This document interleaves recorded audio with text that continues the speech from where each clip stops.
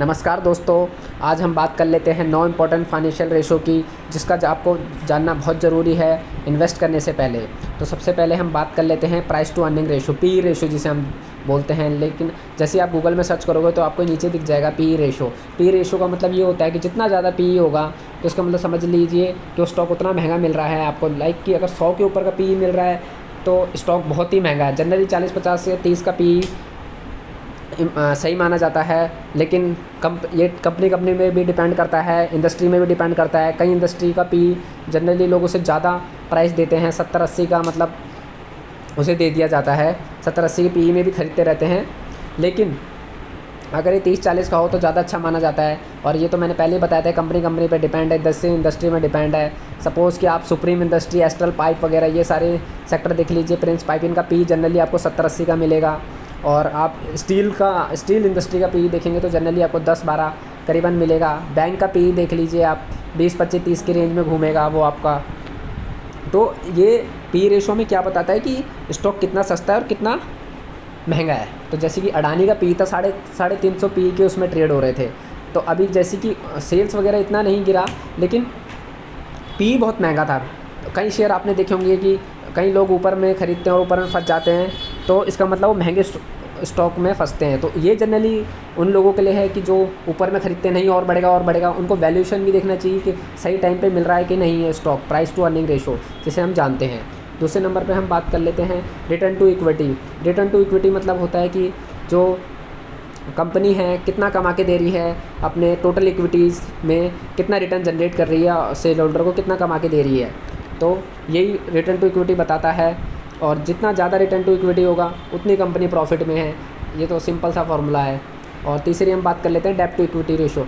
जितनी ज़्यादा डेब्ट टू इक्विटी रेशो होगी, हाई डेब्ट टू इक्विटी रेशो में इंडिकेट हायर फाइनेंशियल रिस्क, मतलब कि उसके कंपनी के ऊपर लोन बहुत है। और आपने ज़्यादातर देखा होगा कि कंपनी एक बार को कम प्रॉफिट दे, लेकिन अगर लोन बहुत है तो कंपनी बर्बाद हो जाएगी, क्योंकि वो इतना इंटरेस्ट भी चुकाएगी उसके हिसाब से, और वो अपना सारा प्रॉफिट इंटरेस्ट देने में ही लगाती रहेगी। तो इसलिए बोलते रहते हैं हाई डेब्ट टू इक्विटी रेशो हाई नहीं होना चाहिए, लो ही होना चाहिए। चौथी हम बात कर लेते हैं करंट रेशो के। करंट रेशो मतलब ये होता है the current ratio related company short term liquidity by, मतलब लाइक कि करंट रेशो जनरली हमने अकाउंट्स में पढ़ा है 2:1 का ही सबसे बेटर माना जाता है। कि ना तो बंदे के पास करंट एसेट्स ज़्यादा होनी चाहिए और करंट लायबिलिटी का ऐसा कॉम्बिनेशन होना चाहिए कि वो 2:1 आए। कि इतने भी अपने के पास डेटर हो गए कि मतलब इतने सारे डेटर हो गए कि उनसे आप पैसा ही नहीं ले रहे हैं, तो ये जनरली करंट एसेट्स में आते हैं। कि इतनी सारी लायबिलिटी हो रही है कि आप उनको पैसा ही नहीं दे पा रहे हैं, तो इसका मतलब समझ जाइए कि आपकी कंपनी में गड़बड़ चल रही है। 5वें नंबर पे आता है gross margin. Gross margin represent the percentage of revenue remaining after deducting the cost of goods sold. अब जितना ज़्यादा ग्रॉस मार्जिन होगा, आपकी कॉस्ट एक्चुअल जो डायरेक्ट कॉस्ट से सेल प्राइस माइनस करके जो कॉस्ट निकलती है उसे ग्रॉस मार्जिन कहते हैं। तो जितना ज़्यादा ग्रॉस मार्जिन होगा तो इसका मतलब आप अपना ज़्यादा मार्जिन रख रहे हैं अपने प्रोडक्ट में, और कंपनी और कस्टमर भी आपके प्रोडक्ट को ख़रीद रहे हैं हाई मार्जिन पे। तो इसका मतलब ये इंडिकेट करता है कि आपकी कंपनी अच्छे प्रॉफिटेबिलिटी में है। 6ठे नंबर पे आता है ऑपरेटिंग प्रॉफिट।